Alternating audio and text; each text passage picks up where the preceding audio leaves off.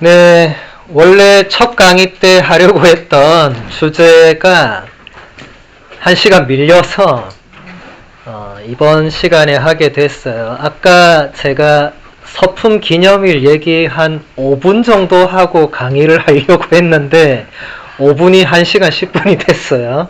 그것도 하나님 뜻이 있을 거라고 생각하고 카를로 카레토 수사님의 사막에서의 편지라는 이 책이 있어요. 카를로 카레토 수사님은 그 예수의 작은 형제회, 그 사하라 사막에서 그 수도 생활하시는 그 샤를 드 푸코 성인이 창설한 그 수도회 수사님이시고 지난 세기에 아주 뛰어난 좋은 작품들을 많이 이렇게 남기신 분입니다. 사막에서의 편지 말 그대로 이게 사하라 사막에서 수도 생활하면서 본인이 체험한 것을 글로 쓰신 거예요. 한글로도 있고 영어로도 있고 여러분도 얼마든지 사보실 수 있습니다.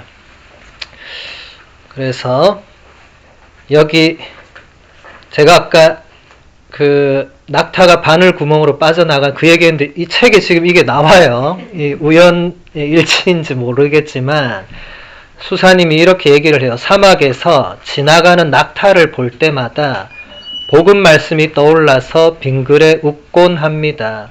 부자가 하느님 나라에 들어가는 것보다 낙타가 바늘 구멍으로 빠져나가는 것이 더 쉽다.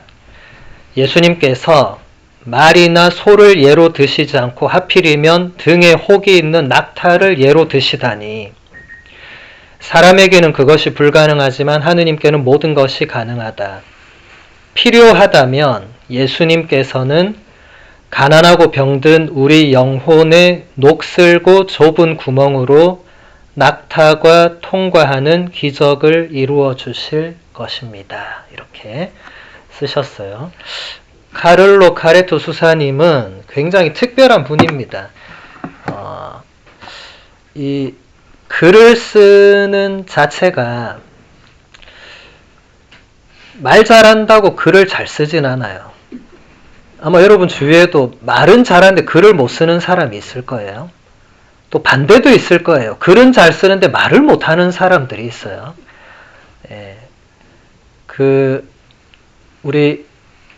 제가 아까 인용한 조규만 주교님이나 또 마상교구의 이재민 신부님 같은 훌륭하신 분들이 책이 엄청 훌륭하잖아요.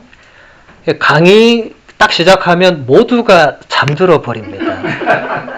당신들도 알아요. 조규만 주교님은 하도 신학생들이 자길래 당신 강의를 직접 녹음해서 당신이 들어봤대요. 왜 자나 싶어서. 당신도 잤대요, 듣다가. 그래서 신학생들을 뭐라 하지 않게 됐다고.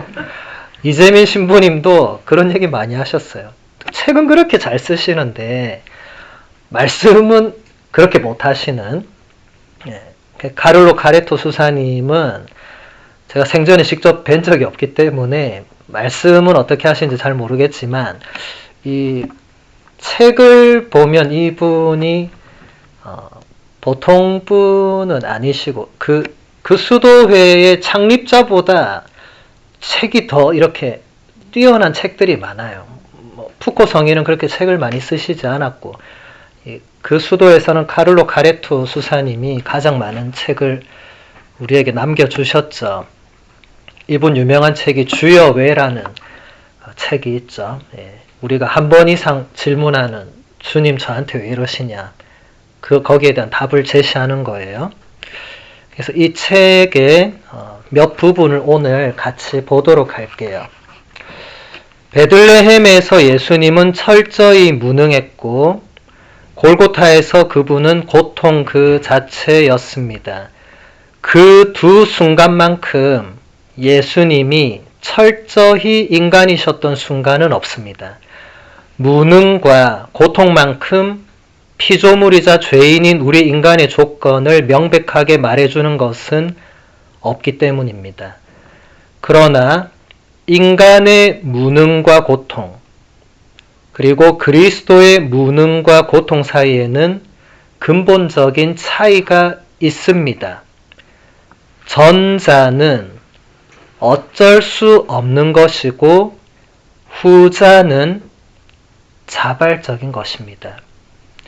전자는 배반 때문이고 후자는 사랑 때문입니다. 사랑 때문에 인간에게 다가오신 예수님은 사랑으로 무능을 받아들이시고 사랑으로 고통을 견디는 법을 인간에게 가르쳐 주십니다. 사랑은 인간의 두 신비인 무능과 고통을 향해 활짝 열린 커다란 창문입니다. 예수님은 나약함과 고통으로 허우적대는 인간과 함께 하십니다. 아까 식사 때 잠깐 지난주 제가 시카고 피정 간 얘기하면서 제가 시카고 대림 피정 때 강의했던 주제가 고통이에요. 구원에 이르는 고통. 그런데 그때 강의할 때 제가 요한 바오로 2세 교황님의 구원에 이르는 고통이라는 그 교서를 가지고 강의를 했거든요. 근데 제가 그 나중에 미칼라 씨한테 보내드릴 테니까 여러분들 강의록도 보실 수 있고 강의도 들으실 수 있습니다. 2시간 했거든요. 근데 지금 이 내용을 보면 카레토 수사님이 직간접적으로 그 교서를 보신 것 같아요. 지금 여기서 말하는 내용이 그 구원에 이르는 고통과 굉장히 유사한 부분들이 있습니다. 물론 전혀 안 보시고 전혀 상관없을 수도 있어요. 예. 그 주제가 비슷하다는 거예요. 그리고 지금 우리가 성탄을 보내고 있잖아요. 지금 성탄에 대해서 지금 구체적으로 얘기하고 있어요. 성탄의 의미가 뭔지를 설명하고 있어요. 베들레헴에서 예수님은 철저히 무능했다. 성탄을 말하는 거예요. 여러분 지금 성탄 대축일 미사 때 우리가 아기 예수님 경배할 때 아기 예수님 그냥 가만히 이렇게 하고 있잖아요. 아무것도 못 하잖아요. 여러분 다 집에서 옛날에 다 애기 낳고 키워봤잖아요. 애가 뭐 합니까? 아무것도 못 하잖아요. 옆에서 엄마가 24시간을 붙어 있어야만 겨우 존재할 수 있죠. 예수님이 그랬죠. 성모님 없이 예수님은 하루도 못 살았겠죠. 성모님이 24시간 붙어 있었겠죠. 너무 당연한 거 아닙니까? 그런데 그게 이 무능이라는 것, 그게 인간의 조건을 그대로 보여주고 또 골고타는 아까 우리 패션 오브 크라이스트 영화도 얘기했잖아요. 지금 그 주제들이 다 있는 거예요. 거기서 예수님은 정말로 그 끔찍한 고통을 받아내셨잖아요. 철저하게 인간으로 받으셨어요. 그 이후에 수많은 이단들이 예수님이 십자가에서 고통을 안 받았다고 주장했어요. 왜? 하느님과 같은 분이니까. 하느님이 고통을 받으실 수 없다는 전제를 깔고 예수님도 고통을 안 받으셨다고 주장했어요. 그럼 사람들이 물었겠죠. 아니 그러면 예수님이 십자가에서 못 박혀서 6시간 동안 그거 뭐냐고 했더니 그 사람들이 그거 쇼였다고. 그냥 쇼한 거라고. 그냥 안 아픈데 아파 죽겠다 하고 막 우린 지금 웃고 있죠. 많은 사람들이 거기 따라갔습니다. 그래 맞아. 하느님이 고통을 겪을 수 없지. 이러면서 이단에 다 빠지는 거예요. 여러분 이단과 이단 아닌 거는 정말로 한 끝발 차이입니다. 한 끝발 차이. 동전의 앞뒤처럼 정말 열심한 사람들이 이단으로 빠져요. 안 열심한 사람은 이단 안 됩니다. 이단도 아무나 되는 거 아닙니다. 품격이 있어야 되고 열정이 있어야 되고 정말로 이 신앙적인 정말 그런 뭐랄까요 본인이 스스로가 깊이 있게 거기에 대해서 물음도 던지고 이단이 처음부터 요즘 나오는 저런 사이비 이단 저런 거 말고 저런 것들은 이단이 아닙니다. 그냥 말 그대로 사이비예요. 사이비. 그냥 이름만 뭐 종교, 이름만 교회, 이름만 예수 갖다 붙이고 실제로는 사이비고, 이단은 상당히 품격이 있었어요. 상당히. 그리고 나름 상당히 고민하고 묵상하고 답을 제시했습니다. 그래서 많은 사람이 혹할 수밖에 없는데, 자, 여기서 중요한 것은 예수님이 인간의 무능과 고통을 그대로 받아들이셨는데, 우리가 조건적으로 가지고 있는 무능과 고통, 그리고 예수님이 받아들인 무능과 고통의 결정적인 차이는 우리는 어쩔 수 없는 거고, 예수님은 안 받아들여도 되는 걸 받아들였다는 거예요. 이 가레토 수사님이 엄청난 통찰을 하고 있는 거예요. 성탄과, 그러니까 예수님의 탄생과 예수님의 죽음을 묵상하시면서 그 엄청난 묵상 내용을 최대한 쉽게 풀어내는 거죠. 우리의 무능과 고통은 배반 때문이다. 예수님의 무능과 고통은 사랑 때문이다. 뜬금없이 배반이 여기서 왜 나오겠습니까? 이게 무슨 배반이에요? 아담과 하와를 말하는 거죠. 아담과 하와가 원래는 고통이 없었습니다. 원래는 하느님과 함께 에덴 동산에서 함께 거닐었어요. 하느님과 같이 있는데 아무 문제가 없었습니다. 고통도 없었죠. 그런데 아담과 하와가 하느님의 그 계명을 지키지 않고 또 하느님께서 그것을 물었을 때 있는 그대로 잘못을 고백하지 않고 그것을 지금 배반이라는 한 단어로 가레토 수사님이 표현한 거죠. 그 때문에 우리가 고통과 죽음을 겪을 수밖에 없는 조건으로 떨어진 거죠. 원죄의 결과죠.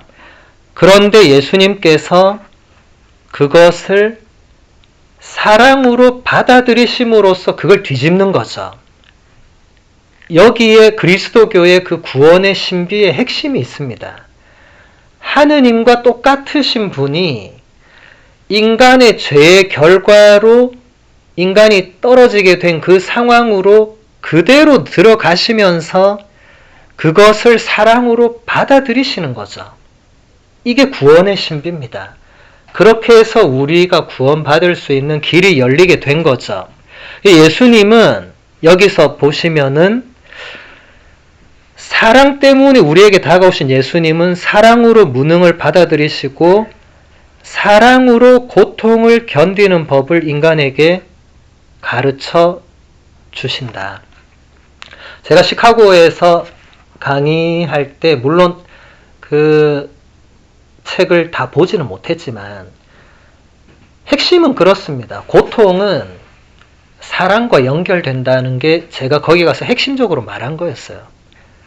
하느님께서 우리를 위해서 당신 아드님을 고통받도록 하신 이유가 사랑인데 그것을 우리가 어떻게 알아들을 수 있는가에 대해서 제가 강의를 했거든요.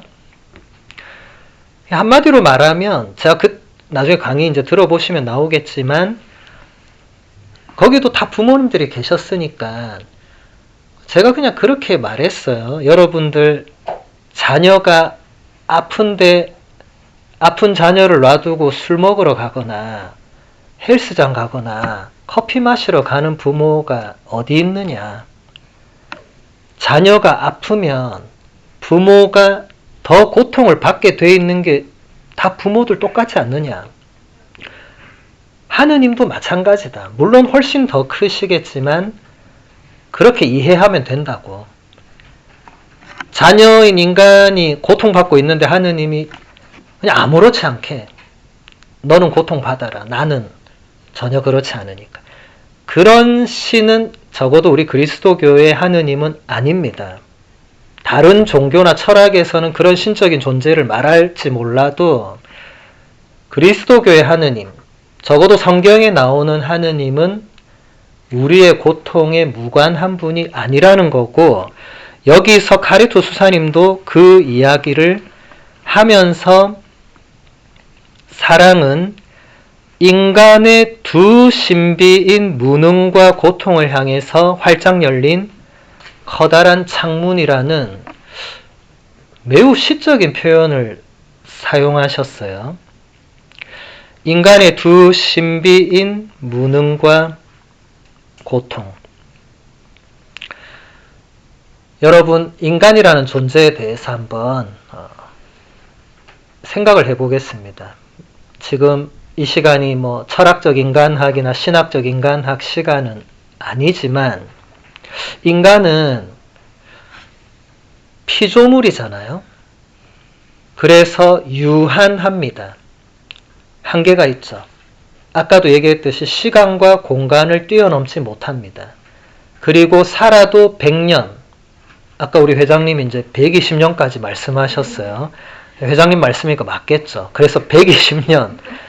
근데 이미 그게 성경에서 하느님 말씀하신 거죠. 하느님께서 모세에게 120년 못 박았잖아요. 그 이상 아무도 못 산다고. 어쨌든 100년이든 120년이든 중요한 것은 한계가 있다는 거예요. 한계. 그걸 지금 카레토 수사님이 무능이라고 표현하고 있습니다. 그런데 여기서 무능이 신비다. 왜냐하면 인간은 그런 측면에서 보면 정말 한없이 무능한 존재입니다. 여러분 100년밖에 못 사는 존재가 뭐 해봤자 뭐 얼마나 하겠어요. 그런데 인간은 그 무능을 뛰어넘을 수 있는 어떤 초월성을 또 본인 안에서 경험합니다. 물론 우리가 하느님처럼 모든 것을 초월해 있을 수 없지만, 적어도 인간은 우리의 이 유한함으로 모든 것을 다 설명하려고 하지 않아요. 인류 역사를 봐도 인류 역사상에 뛰어난 지성들이나 철학자들이나 지혜로운 현인들은 나는 요 시대 살다 요만큼 이렇게 하고 죽을 거니까 이거밖에 안 해. 이런 표현들을 쓰지 않고 인간이 하느님께로부터 받은 그 어떤 초월성을 품어내는 그런 능력에 대해서 얘기를 합니다. 신비에 가깝다는 거죠, 이게. 여러분 어떻게 보면 여기 계신 분들이 다 자녀를, 특히 자매님들은 자녀를 잉태하고 낳고 했던, 생명을 품어본 적이 있는 분들은 약간 그런 것에 동의를 하시더라고요. 본인도 모르게 생명이 이제 본인 안에 들어와서 본인 안에서 생명이 자라나고, 우리가 어떻게 다 알아요. 물론 요즘은 세상 좋아져가지고 초음파 찍어서 이렇게 초음파로 뱃속에 아기가 이렇게 하는구나 뭐 보이긴 보이겠죠. 근데 여기 계신 모든 어머니들은 그 다 본인이 그걸 어떻게 할 수가 없잖아요. 그 신비잖아요. 신비.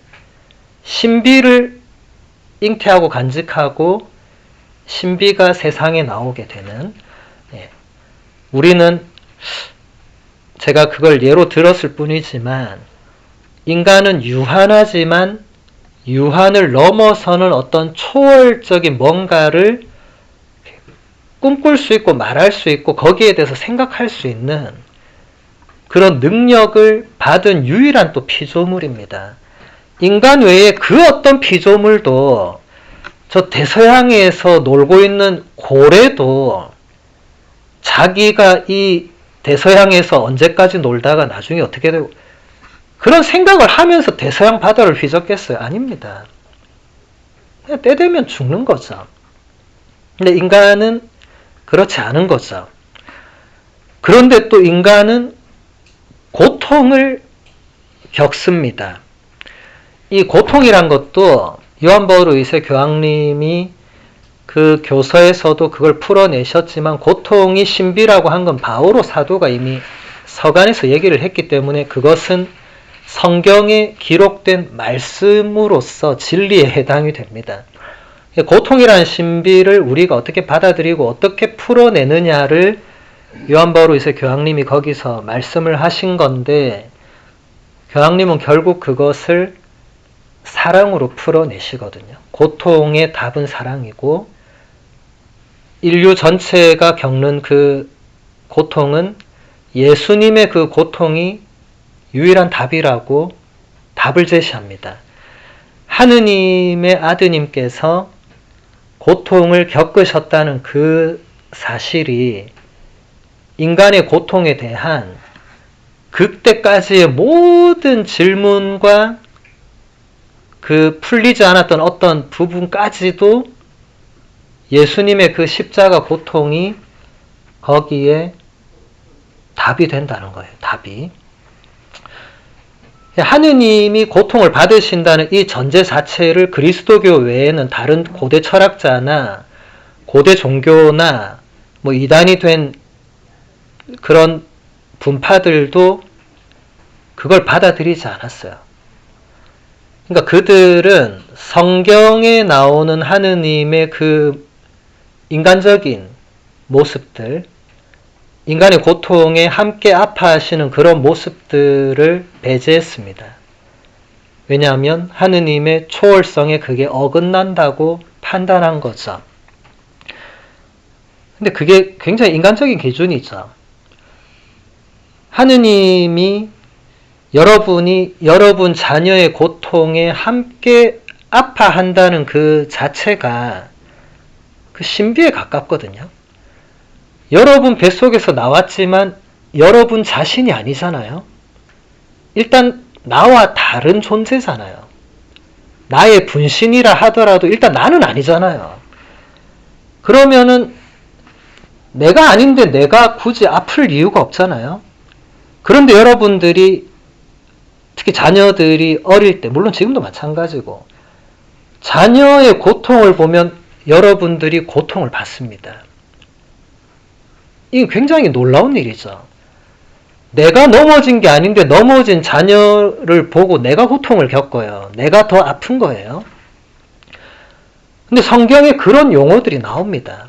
하느님께서, 또 신약에 보면 예수님께서 우리 부모님들이 자녀를 보고 그런 느끼는 고통에 해당되는 단어가 성경에 나와요. 그러니까 하느님이나 예수님이 우리의 고통을 보고 나 몰라라 하는 분이 아니시라는 거예요. 그분들은 철저히 우리의 고통에 함께 아파하시는 아버지라는 거예요. 여기서 가르토 수사님도 좀 이렇게 얘기하잖아요. 예수님은 나약함과 고통으로 허우적대는 우리와 함께 하신다. 여러분, 이게 고통에 대한 가장 궁극적인 그리스도교의 해답입니다.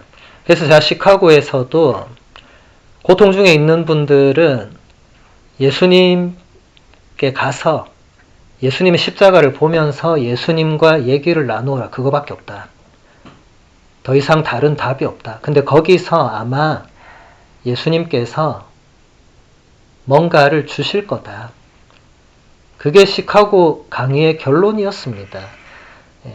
여러분 나중에 다시 한번 꼭 들어보시고, 고통은 사실 이렇다 하는 답이 탁탁탁 정해져 있는 차원이 아니죠. 그래서 여러분들 사실 고통은 이렇게 짧은 한두 시간 강의로 풀어낼 수 있는 어떤 차원이 안 됩니다. 여러분 각자만 해도 생각해 보세요. 지금 인생을 70년, 80년 살아오면서 여러분이 겪은 고통만 해도 이게 풀어낼 길이 없어요. 어릴 때부터 지금까지 여러분이 겪어왔던 고통을 잠깐 몇 개만, 큰 것만 생각해도 생각하면 끔찍할 거예요. 머리가 아프고. 근데 더 안타까운 거는 끝이 안 난다는 거예요. 내가 살아있는 동안. 또 어떤 고통이 올지 모르죠. 불안하죠. 그냥 다 피하고 싶죠. 카리토 수사님처럼 주여 왜 하고 끊임없이 물어보죠. 고통은 우리가 인간인 이상, 우리가 육체를 떠나지 않고 있는 이상 고통도 떠나지 않습니다. 그게 육체적인 고통이든 정신적 고통이든 그 어떤 고통이든 고통은 인간과 함께 있어요. 바오로 사도도 여러분 코린토 2서 읽어보면 그 고통을 예수님께 제발 좀 가져가 달라고, 무슨 고통인지 모르지만 제발 가져가 달라고 청했는데 답변이 뭐라고 했습니까? 너는 내 은총을 넉넉히 받았다. 나의 권능은 약함 안에서 드러난다. 완전히 생뚱맞은 대답을 들었는데 바오로는 그걸 알아들었어요. 본인의 청원과 하느님의 대답이 동문서답 같고 뚱딴지 같지만 바오로 사도는 알아듣고 그 이후로는 더 이상 주여 왜 고통을 피하게 해주십시오 이런 기도를 하지 않습니다. 고통 안에서 하느님의 은총, 하느님의 현존, 하느님의 함께 하심을 우리가 더 느낄 수 있다는 거예요. 우리가 평소에는 하느님을 잊어버리고 삽니다. 좋을 때는 아무도 하느님 찾지 않아요. 여러분도 대부분 그럴 거예요. 근데 어느 날 갑자기 생각지 못한 고통이 왔을 때 바로 하느님을 찾습니다. 하느님, 제가 뭘 잘못했나요? 이렇게 나옵니다, 인간이. 그래서 여러분, 근데 제가 꼭 얘기한 이 루트만이 고통의 모든 건 아니지만, 그래서 고통이라는 것이 우리가 하느님을 만나고 하느님의 사랑을 체험할 수 있는, 또 우리 서로 간의 사랑을 체험할 수 있는 그런 특별한 역할을 한다. 그래서 여기서도 가레토 수사님이 사랑은 인간의 두 신비인 무능과 고통을 향해 활짝 열린 커다란 창문이다. 결국 사랑이 그것을 관통해내는 키워드가 된다는 거예요. 우리의 무능과 우리의 고통을 어떻게 답할 수 있는가는 결국은 사랑에 달렸다는 거예요. 사랑에. 여러분, 이태석 신부님이라고 다 아시죠? 이태석 신부님 모르세요? 예, 이태석 신부님이 16살 때 묵상이라는 노래를 만듭니다. 지금도 있어요.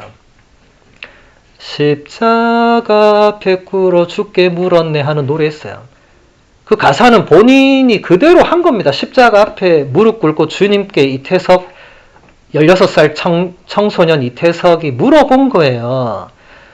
왜 하느님 당신이 계신다면 왜 세상에 이토록 많은 고통이 있고 사람들이 죽어가고 서로 전쟁하고 서로 미워하고 서로 욕하고 왜 이러는데 당신 왜 가만히 있냐고 실제로 물어본 거예요. 소년 이태석이. 그리고 예수님께서 답을 하셨어요. 서로 사랑하라고. 완전 뚱딴지 같은 답이죠, 이것도. 아니, 왜 세상이 이러고 있냐는데 서로 사랑해라. 이거 완전 동문서답이잖아요.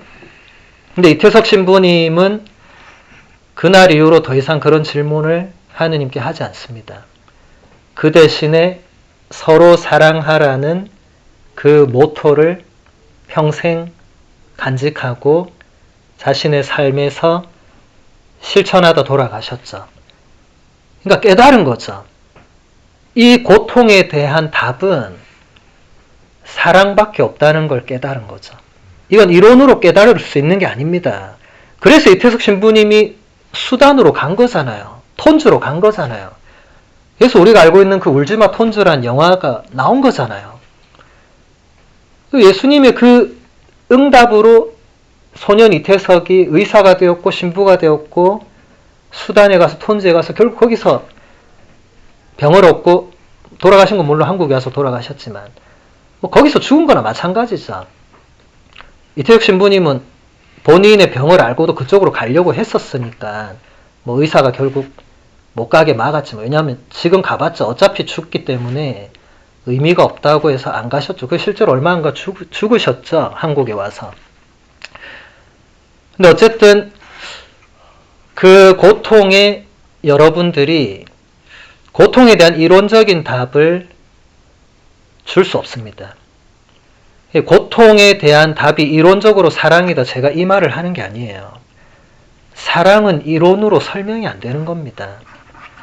여러분이 자녀를 사랑하는 게 이론적으로 어떻게 설명이 되겠어요? 아무리 학자들이 유전적으로, 생물학적으로 그 갖다 붙인다고 여러분이 그거 다 공부해서 그래서 내가 얘를 사랑하는구나. 쟤가 저렇게 내 말 안 들어도 내가 쟤를 이렇게 알고 있는 부모가 세상에 어디 있습니까? 아무도 안 가르쳐줘도 부모는 자녀를 사랑하잖아요. 그냥 사랑하는 게 아니잖아요. 여러분, 자녀가 넘어지면 내가 넘어지는 게 낫다고 느끼잖아요. 자녀가 고통 중에 있으면 내가 저렇게 고통을 받는 게 차라리 낫다고 느끼잖아요. 자녀가 세상을 먼저 떠나는 경우는 더 말할 것도 없겠죠. 그런 것들이 말로 설명할 수 있는 차원이 아니라는 것. 결국 사랑이라는 것도 우리가 말로 설명할 수 없는 그 무엇이 있는 거죠. 이게 초월성을 말하는 겁니다. 초월성. 여러분, 인간은 유일하게 피조물 중에 초월성에 대해서 뭔가를 생각하고 말하고 느끼는 능력을 받은 유일한 존재입니다. 대서양의 연어는 초월이란 단어를 모를 거예요. 저기 옆에 있는 소나무는 초월을 물론 우리보다 오래 살지만 그게 초월은 아니거든요. 그래서 여러분이 초월이라는 단어는 우리가 죽음을 넘어서는 그 무엇을 믿는 사람들이기 때문에 우리한테는 중요합니다. 신자가 아닌 사람들은 이런 거 다 쓸데없는 얘기들이에요. 왜냐하면 돈 버는데 아무 도움 안 되고 먹고 사는데 아무 상관없는 얘기이기 때문에 제가 비신자들 앞에 가면 이런 얘기를 1절도 하지 않습니다. 아무 얘기, 저는 딴 데 가면 말을 안 합니다. 가만히 있어요. 그냥 말하면 그냥 한 귀로 듣고 한 귀로 흘립니다. 왜냐하면 또 그들이 하는 얘기는 나한테 아무 도움이 안 돼요. 그래서 최대한 그 자리를 빨리 뜨거나 그냥 하나님께 기도합니다. 이 자리가 어서 끝나게 해주십시오. 저 빨리 가서 지금 기도도 해야 되고 할 게 천지인데 이 자리가 왜 이렇게 안 끝난지 모르겠다고. 그래서 여러분들, 이 사랑에 대해서는 우리가 믿고 있는 이 하느님, 신앙 모든 것이 이론으로 그게 다 섭렵되거나 누군가가 유창하게 그 이론을 가지고 와서 설명하거나 그런 차원이 아니다. 제가 지금 아무리 이렇게 말한다 해도 제 설명도 한계가 많을 겁니다. 그러니까 가르토 수사님도 이 정도로 얘기하고 더 얘기를 안 해요. 이거는 인간의 언어로 그걸 다 담아낼 수가 없습니다. 사도 바오로가 코린토에서 13장에 보면 뭐라고 했습니까? 내가 인간의 여러 언어로 말을 하고 심지어 천사들의 언어로 말을 해도 나에게 사랑이 없으면 나는 아무것도 아닙니다. 2007년 12월 28일 제가 사제 서품을 받으면서 정한 서품 모토가 바로 나에게 사랑이 없으면 나는 아무것도 아닙니다. 라는 바오로 사도의 그 고백이었습니다. 그러니까 사실은 사랑을 넘어서는 그 무엇이 없는 거죠. 저는 지금까지 그걸 추구하면서 살아왔고 앞으로도 마찬가지입니다. 그 다음 본문 조금 더 보도록 할게요. 바오로 사도는 하느님께서는 기쁘게 주는 일을 사랑하십니다 라고 말했습니다. 희생자는 기꺼이 내어주는 사람입니다. 하느님은 아들 그리스도를 통해서 기쁘게 내어주는 분이시며 한 번 주신 것을 도로 가져가지 않으십니다. 그분은 모든 죄를 영원히 용서하십니다. 잃었던 순수함을 되찾아 주시고 초주검이 된 죄인에게 생기를 불어넣으십니다. 창녀를 사도 마리아 막달레나로 바꿔주시고 한량이었던 있던 프란치스코를 성 프란치스코로 바꾸어 주셨습니다. 이게 하느님의 일이라는 거예요. 일단 하느님께서는 기쁘게 주는 일을 사랑하신다. 이건 고린토이서 9장 7절의 말씀을 카레토 수사님 그대로 인용한 건데, 기꺼이 내어주는 것이 희생이다. 여러분 다 부모님들이시잖아요. 여러분 자녀들에게, 자녀가 태어나서부터 지금까지 여러분들은 자녀에게 모든 것을 기꺼이 다 내어주셨을 거예요. 안 그랬던 분은 아마 없을 거예요. 제가 아는 부모님은 다 제가 모르는 부모님도 당연히 그랬을 겁니다. 그런 사랑이 다른 말로 표현하면 그건 희생이거든요. 그래서 우리가 어버이날에 어버이의 희생을 해마다 노래하잖아요. 아버지 어머니가 나를 위해서 얼마나 희생하셨는가. 하느님도 마찬가지라는 거예요. 제가 하느님이 마찬가지다, 비슷하다, 똑같다 할 때 절대로 우리하고 똑같다는 말이 아니고, 그런 방식으로 하느님에 대해서 우리가 조금이나마 깨달을 수 있다는 거예요. 하느님께서 우리를 위해서 얼마나 내어주시고 얼마나 희생하시는가를 어떻게 알 수 있냐를 우리 인간 부모님을 통해서 조금이나마 알 수 있습니다. 아주 조금. 하느님의 사랑은 그보다 훨씬 더 무한하고 큽니다. 지금 여러분들이 자녀에게 쏟는 그 희생과 사랑을 훨씬 더 넘어서겠죠. 근데 인간의 언어로 그런 걸 다 표현하기는 어렵습니다. 그래서 가르토 수사님 이렇게 얘기하죠. 하느님께서는 외아들 그리스도를 통해서 기쁘게 내어주는 분이시며 한 번 주신 것을 도로 가져가지 않으십니다. 하느님은 모든 죄를 영원히 용서하는 분이십니다. 이 엄청난 내용들이죠.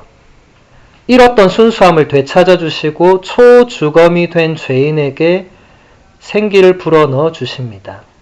그 예로 두 사람을 예로 들었는데 마리아 막달레나와 프란치스코. 물론 그보다 더 많은 예가 있겠지만 하느님의 사랑으로 완전히 변화된 대표적인 인물들을 꼽은 거죠. 프란치스코 성인은 제가 로마에서 유학할 때 로마하고 아시시가 정말 가까운, 정말 가깝다 하면 안 되고 기차로 2시간 정도면 갈 수 있으니까 그래도 가까운 거리죠.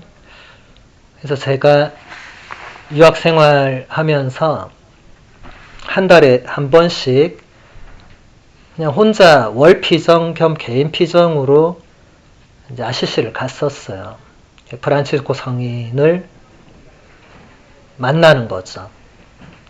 성인이 살았던 곳, 성인을 통해 기적이 일어났던 곳, 성인이 죽으신 곳, 또 글라라 성녀가 사셨던 곳, 글라라 성녀를 통해 기적이 일어났던 곳, 그 장소들을 다시 가서 기도하면서 그분들을 통해서 하느님을 다시 느끼고 또 그분들의 기도와 도움도 느끼고,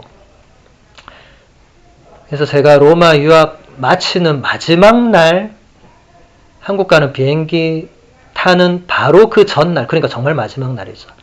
그날도 혼자 기차를 타고 아시시를 갔었습니다. 마지막으로 그 장소들을 그대로 다시 이렇게 한 곳 한 곳 가서 기도하면서 많이 감사를 드렸죠. 프란치스코 성인은 제가 사제관에 그분 그림 하나를 대문짝만하게 커다랗게 걸어놨어요. 그 정도로 저한테는 특별한 분이시고 모든 성인 성녀들은 이렇게 우리에게 끊임없이 어떤 영감, 인스피레이션이라고 하죠. 그런 걸 우리에게 주는 분들입니다. 힘을 주고 우리를 다시 새롭게 시작할 수 있도록. 왜냐하면 성인 성녀들이 우리와 똑같은 인간 조건으로 사셨거든요. 그들은 슈퍼맨이나 원더우먼이 아니었어요. 아무도. 본인 스스로 기적을 일으키거나 이런 분들이 아니었습니다. 프란치스코 성인이나 글라라 성녀를 통해서 기적이 일어났지만 그분들이 내가 기적을 일으켰다 이렇게 하지 않았거든요. 그분께서 기적을 일으키신 거죠. 프란치스코 성인과 글라라 성녀를 통해서 기적을 행하신 거죠. 뭐 가장 최근에 이태리에 오상에 비우신 분인 같은 분도 마찬가지죠. 그분을 통해서 기적이 일어났지만 그분이 내가 일으켰다고 하지 않았죠. 그래서 여러분들 성인 성녀들을 가까이 하는 것은 굉장히 유익하고 도움이 됩니다. 그리고 제가 지금 얘기하는 걸 봐도 알겠지만 저는 제 세례명은 세인 패트릭이에요. 파트리초 성인이지만 저는 바오로 사도나 프란치스코 성인이나 아우구스티노 성인이나 여러 성인들에게 또 많은 것을 배우고 느낍니다. 그래서 여러분들도 꼭 여러분 세례명을 가진 그 성인에게 너무 목매달 필요는 없고 여러 성인 성녀들을 통해서 하느님을 만나고 하느님께 나아가는 길을 배울 수 있습니다. 여기서 중요한 것은 하느님께서 우리를 변화시켜 주신다는 거예요. 하느님께서 마리아 막달레나를 창녀였다가 사도로 변화시켜 주셨고 프란치스코를 완전 한량이었던 그 젊은이를 시대의 완전히 성자로 바꾸어 주신 것은 전적으로 하느님의 은총입니다. 그래서 여러분들도 여러분들 안에 여러분의 힘으로 바꾸지 못하는 뭔가가 있을 수 있어요. 그게 개인의 악습일 수도 있고 여러분 자신의 약점일 수도 있고 나약함일 수도 있고 뭐든지 있을 수 있어요. 여러분의 힘으로 안 되는 것은 하느님의 은총으로 가능합니다. 하느님께는 불가능이 없다고 가브리엘 천사가 성모님께 얘기하셔서 성모님이 그 말을 받아들이면서 하느님의 아드님을 잉태하시게 되었잖아요. 우리도 불가능이 없으신 하느님을 믿고 받아들이면 우리에게도 그런 일이 발생할 수 있다고 많은 교부들이 성경을 해석하면서 얘기를 했습니다. 그래서 여러분들 이번 피정이 피정 한 번으로 사람이 바뀌고 이러진 않아요. 그렇지만 저는 이런 피정 시간이 중요하다고 생각합니다. 아예 안 하는 사람들에 비해서는 그래도 1년에 한두 번이라도 피정 시간을 가지면서 자신을 돌아보고 뭔가 하느님께 은총을 청하고 이렇게 하는 사람들이 결국 변화의 길을 걷는 거거든요. 그렇지 않은 사람들은 평생 그냥 살아갑니다. 뭘 바꿔야 되는지, 내가 왜 변화해야 되는지 그런 것도 없이 그냥 사는 거예요. 하지만 이런 시간을 통해서 우리는 내 안에 어떤 변화되어야 할 부분에 대해서 생각할 수 있습니다. 우리는 마지막까지 변화되어야 될 어떤 부분을 가지고 있을 겁니다. 죽을 때 다 됐다고 해서 자연스럽게 개과천선하는 사람 저는 한 번도 본 적 없어요. 나이가 많이 들었다고 해서 이제 죄를 안 짓고 사는 사람 본 적이 없어요. 오히려 반대죠. 할머니들이 고백서 들어오면 사는 게 죄라고 꼭 얘기하시거든요. 할머니 정도 되셨으면 이제 인생 90씀 사셨으면 모든 걸 초월하셔야 되는데 아닙니다. 더 반대로 갑니다. 그러니까 본인들도 얼마나 답답하겠어요. 내가 이제 내일 모레 하느님 만나야 되는데 신부님 제가 지금 이런 것도 안 된다고 이렇게 저는 이게 인간이 이게 그냥 세월이 흐른다고 해서 뭐가 싹 바뀌는 게 아니구나. 그 변화는 진짜 은총이 있어야 되는구나. 하느님의 개입과 하느님의 은총이 우리를 변화시키는구나. 물론 우리가 노력도 해야 되고 하느님께 도움도 청해야 되고 그런 게 당연히 있어야 되지만 그냥 많은 분들이 때 되면 바뀌겠지. 뭐 저분이 아직은 더 나이가 안 들어서 나이 들어보면 또 바뀔 거야. 안 바뀝니다. 그대로입니다. 여러분 지금 배우자들 보세요. 뭐가 바뀌었는지. 그대로입니다. 그대로. 하나도 안 바뀌었을 거예요. 특히 그 안 좋은 부분은 더 그대로일 거예요. 절대로 안 바뀌었을 거예요. 이게 쉬운 일이 아닙니다. 뭐 본인이라고 안 바꾸고 싶겠어요? 근데 그게 하루아침에 되는 일이 아니라는 거죠. 그래서 여러분들 그렇다 하더라도 너무 배우자에게 실망하지 마시고 너무 자신에게도 실망하지 마시고 하느님께서 그렇게 우리를 변화시켜 주시고 하느님은 여기서 나오잖아요. 그분은 모든 죄를 영원히 용서하신다. 저는 이 문장에서 너무 큰 위로와 따뜻함을 느꼈어요. 제가 물론 신학적으로 이론적으로 다 알고 있었지만 카리스 수사님이 또 이렇게 얘기를 하시니까 굉장히 그 따뜻함이 오더라고요. 정말 하느님은 우리가 상상하는 그 이상의 아버지시구나. 어머니시구나. 부모님이시구나. 여러분 자녀가 아무리 잘못해도 용서합니까? 안 합니까? 용서하죠.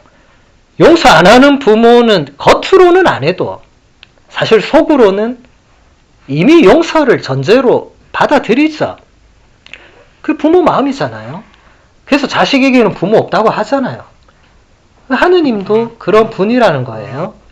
그래서 여러분들이 자신의 어떤 부족함에 너무 실망하지 마시고 오늘 이 미사 때 다시 내가 또 새로워질 수 있는, 새로워진다는 자체가 변화잖아요. 우리는 모두 다 새로워져야 됩니다. 우리 교구 돌아가신 서공석 신부님이라고 아주 훌륭한 학자 신부님 계셨는데 그분 유명한 책 제목 하나가 새로워져야 합니다 였어요. 한번 궁금하신 분들은 읽어보세요. 아마 오늘 제가 했던 얘기들이 거기 훨씬 더 심오하게 담겨 있을 거예요. 우리는 모두 다 새로워져야 합니다. 근데 새로움은 우리 스스로 만들어낼 수 있는 게 아니고 하느님께서 주시는 선물입니다. 그래서 오늘 미사 중에 우리가 다시 새로워질 수 있는 그런 은총을 청하시면 좋겠습니다. 그래서 오늘 강의는 여기서 마무리하고